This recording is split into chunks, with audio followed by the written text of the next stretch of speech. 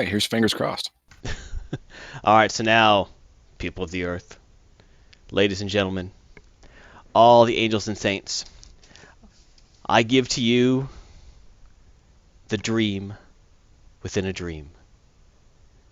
That one shining moment in your life where you felt that you were in control. That one time when for milliseconds you could feel the oneness of the universe kissing you upon the lips, and it was oh so sweet. And I give you You're that doing it right moment. now. You're doing it right now. What am I doing? Creepy. You're I thought doing it that now. was sweet. That wasn't creepy. No, no, it was creepy. It was creepy for you. Yes. So you just ruined it. I had a moment and you ruined it. No, it was a bad moment. It Oh was a train man. wreck moment. No, it was not. That's like a fart during your first kiss. That's what that was right there. You just ruined it, man. Oh, for everyone that happened to, I'm very sorry. That is, that's finding a bug in the taco. That is just ruining a good moment. Man. I don't even want to do an intro anymore now. With that, Well, then just throw up my logo. it's Heathen Dogs. Earthdawn. Excitement. Doo-doo-doo. Now with the new parenthetical. People who have listened to my segment have noted that they believe that maybe I am biasing myself on first edition rules rather than any second, third, fourth, and so on. And they're absolutely right. I mean, I try to be as vague as I possibly can, but a lot of my experience is going to come through, and so I'm putting up the disclaimer that this is based on first edition rules. But like I said, trying very hard to keep it very broad so you can plug and play as much as possible into any edition of Earthdawn. Yes. The newest edition of Earthdawn is actually very fantastic, though. So if you can't find the original books, like what Heathen Dog's going off of, I encourage you to buy, purchase, and love the newest edition of Earthdawn. Thank you. Yes, and it's readily available in almost any online RPG seller as a digital download. So Yep, it's great. digital or physical, it's good for you. True. Okay, now today we're going to do it with our Earthdawn fundamental segment. We're going to do spell magic. We've done blood magic, we've done blood charms, we've done magic everyone can do, we've done magic that only adepts can do, and this falls into that, but even a more specialized version, because there's only a small subset of disciplined characters called magicians that can do spell magic. They learn to create astral patterns and move pure magic from astral space through those patterns to create effects in the physical world. Now, this is called casting a spell. Is that important? I mean, using a pattern and stuff, or are you going to get to that? Yes, that's probably in my next slide. I'm gonna explain the 3 different ways that spell magic can be worked. Explain away, my friend.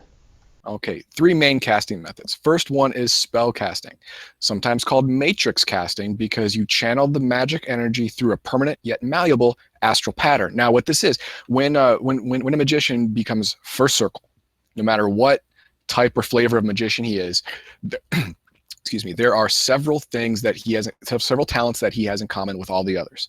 Read and write magic, because you can't learn a spell unless you can read it. Reading's kind of important in today's age as well. Reading's kind of important in all ages, really. I mean, that's the way it is. Thread weaving definitely celebrated the haves and have-nots. Does. Thread weaving is a talent that allows you to manipulate astral energy to weave a pattern in astral space. Spellcasting, a talent that allows you to push magic through that woven pattern. And a matrix.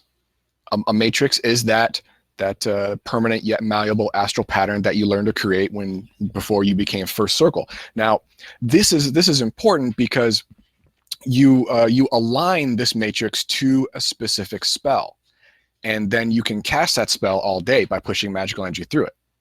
Unlike D&D and other RPGs where it's a cast and forget, this one you set it up in the morning. You can cast it all day. You can change it throughout the day as long as you have a few minutes. If something happens and the situation changes and you have enough time, you can change the matrix to cast a different spell. It's great. It's the easiest, it's the least damaging, and it's the fastest.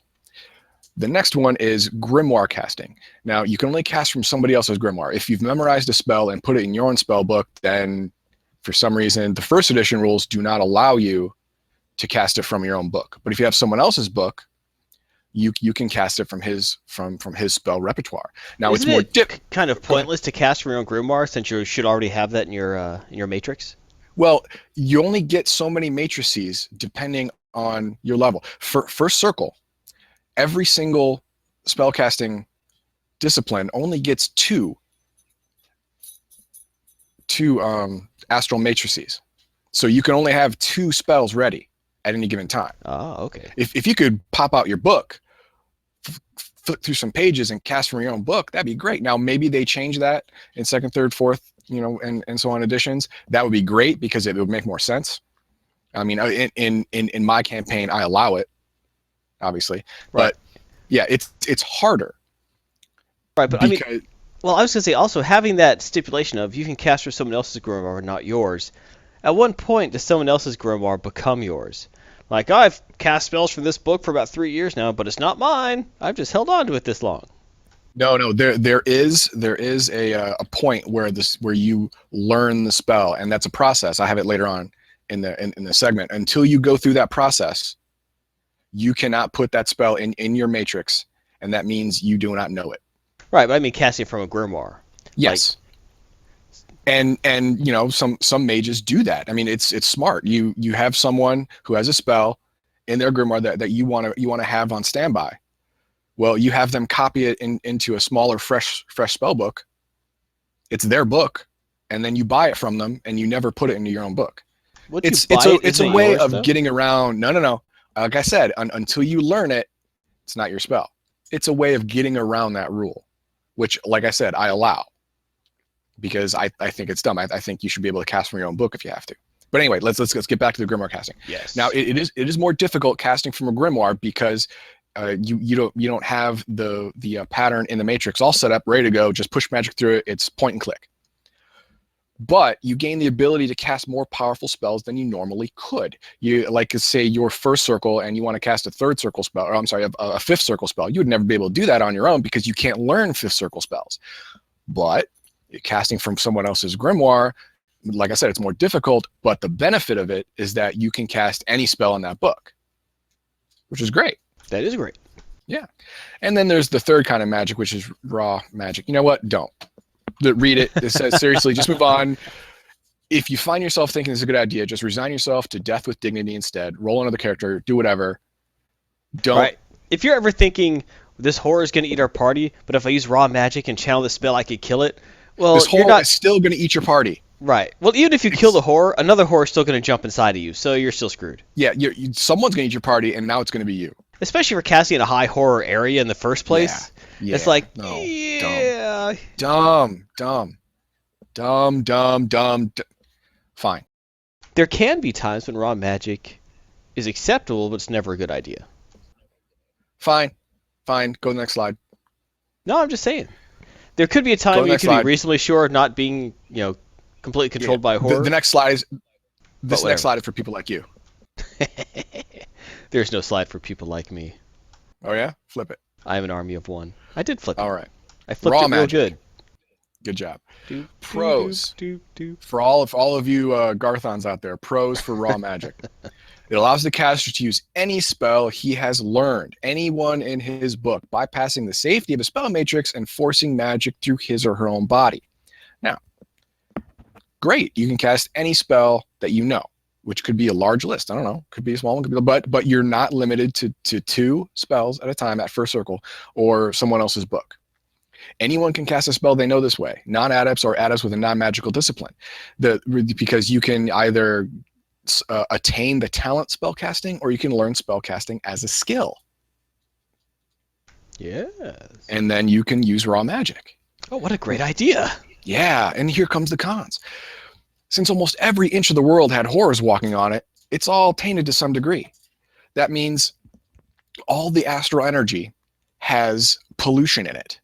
Pushing that astral energy through your own pattern causes damage because that pollution is now snapping small little threads of your own personal pattern as it comes all the way out. And the thing is, the people who are most seduced by the idea of raw magic are the ones who can't handle that damage because they're low circle and have very few matrices. So the ones who need it are the ones who are going to die using it. And let's just say you don't die. You cast a spell. It's a first circle spell. You figure you can take the damage, and you did. Good job. Thumbs high to you. In astral space, when you shove magic through your body, you light up like my slide says, like Times Square on New Year's Eve. Horrors notice this. And any horror, depending on his power and depending on how far away from he is from you, he gets a free horror mark test on you. That means he can tie a thread to you, mark you as his little girl. Nope, I take that back. That was sexist. As his little plaything. Now he can work his evil through you, all of his magic through you, all of his corruption through you. So what you thought you were doing to save the party has now doomed it tomorrow. You have become that horror's prison bitch. Yes. Okay. It's not a nice way to put it, but it's pretty much true. But it's pretty accurate, with the idea. Yeah. I mean, you are now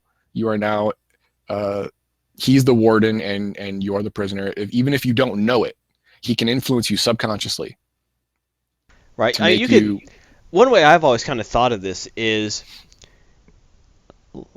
when you're throwing out magic normally through a matrix, it's like filtering some nasty bacteria-filled water through some very nice filters. It's actually safe after that. Yep. When you're doing raw magic, you're like, F that filter, I need it fast, I don't got time for Brita. And you just suck that sucker in and let your liver filter it. Well, that doesn't work out most of the time. No. Your liver is an excellent filter, but it's still inside you. Yeah, but and it's another what do you call fleshing out of the damage that horrors have done to the world. They've even corrupted astral space itself. Yes, everywhere.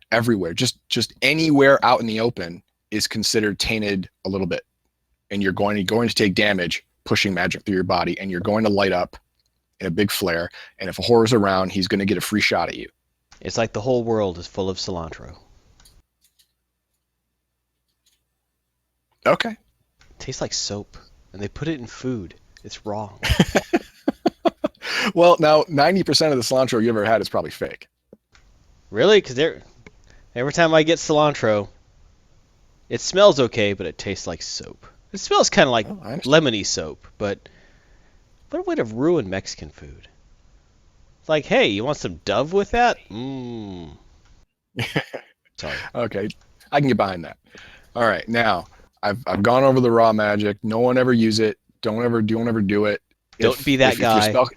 If the spellcaster in your party says, "Okay, I'm going to cast a spell that don't have a matrix," you look at him. Unless he's holding a book in his hand, leave him. Right then, leave him. He's dead, and he's going to take you with him.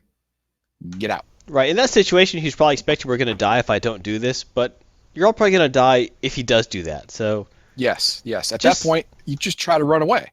Or start thinking of ideas for new characters. There's lots of new characters out there. Yeah.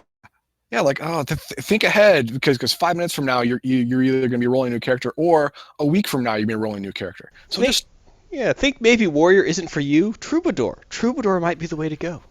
There you go. Okay, now we're beyond that. Now we're going to go on to learning a spell. Yes, let's do this the right way, please. Yes. First, you find a teacher. Now, this isn't that hard. I mean, most magicians of the same discipline require a task as payment. A bag of gold works too. Now, a first circle spell, it's going to be minor tasks. It's going to be like help him in his research, or guard a fairly safe caravan from one place to another, whatever. It's going to be fun. Fetch something kind of innocuous from a reasonable distance away. Yeah. It's not going to, and those tasks are going to become greater as the spell power increases, and that's just how it works.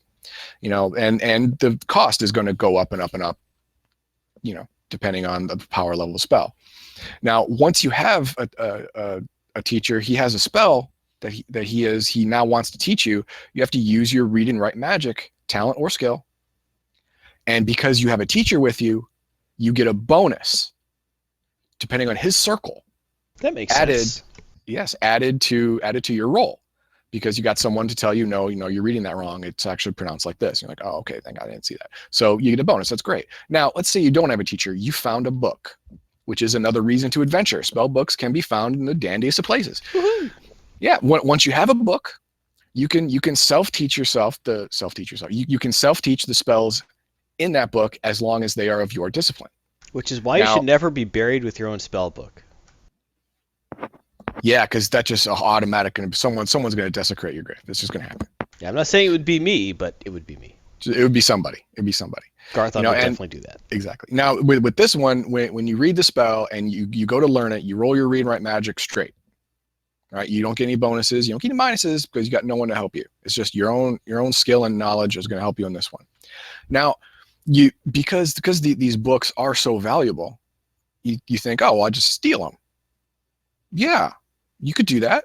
Steal from a wizard, steal from a nethermancer who has power over the dead and undead. Sure, you could do that.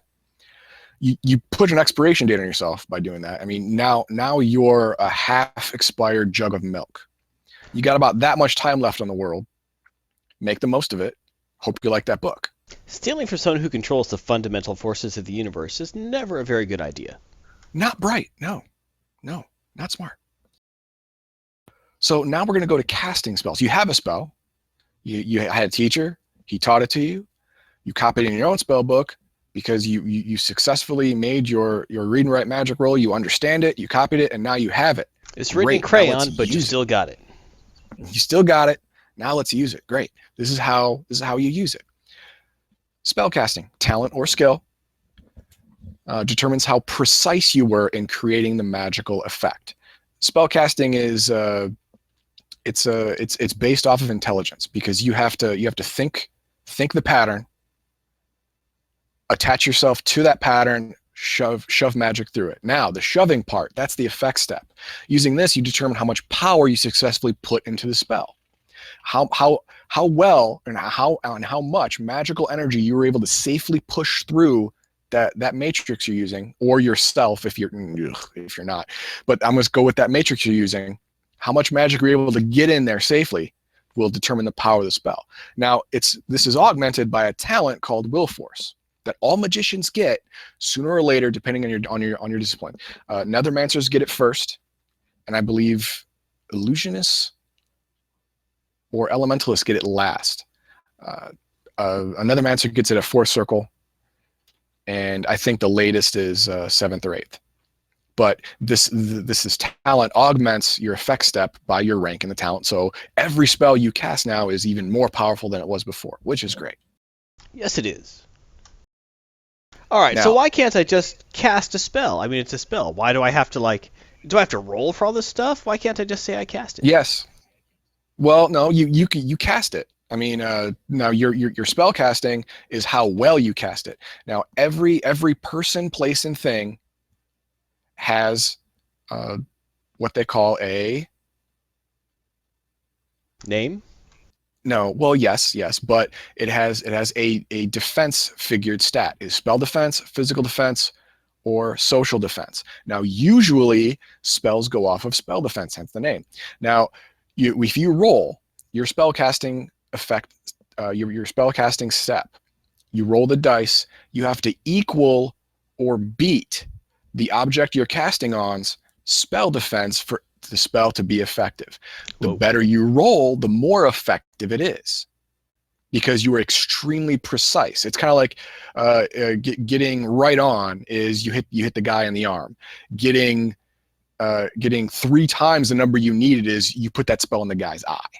Which honestly I think is kind of nice, other than other systems where you're just like, all right, I say I cast that spell, he has to roll for fortitude save. He made it. Oh, my spell didn't work. Or half damage. This, to me, seems to be a lot more dependent upon the individual talent of the wizard, and also a little more dramatic role-playing wise. Right, and that is built into the success system of Earthdawn. There are levels of success: poor success, average, good, excellent, extraordinary. Each level of success above average gives your attack or magical effect more.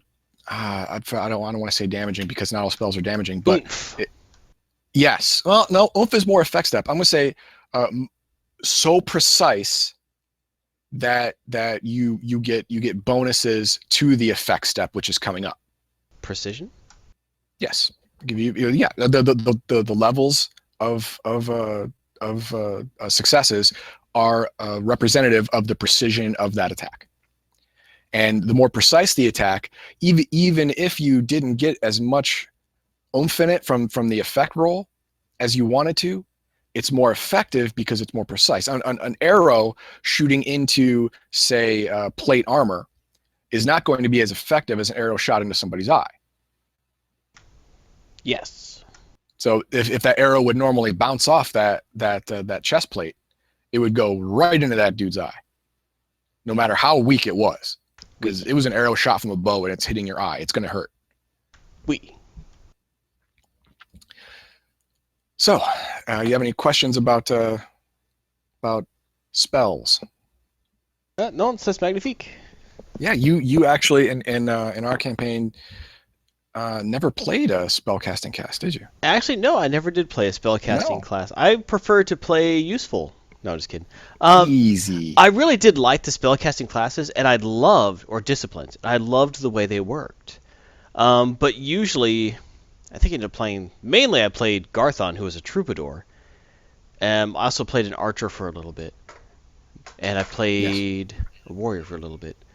But I really was very fond of how the whole magic system worked, and I really do enjoy it. It adds a lot of depth to it. It actually brings a bit of danger to magic. Yes. Spellcasting in, most people go back to D&D as the most common system. And that spellcasting is based off the Jack Vance's Dying Earth series, where magic was so powerful that as soon as the wizard was able to get it out of his head, he couldn't remember it anymore. Which is pretty effective for a system that actually was originally based off miniature wargaming, whereas like this wizard, which that way they could account for magic abilities as like ammunition. Wizards were effectively highly mobile catapults in the beginning. Because remember, you have to remember it started with chainmail. Right. Oh yeah, and then there are other systems where they're mana based, where you can cast all the spells in your repertoire, but you got this many points of mana, and each of these spells cost X number of mana. Once you run out of mana, you're done. Right. But the beauty of the Earthdawn system is it's kind of merging those two ideas, where you have a list, but you power it with the ambient magic all around you, which means you have infinite mana.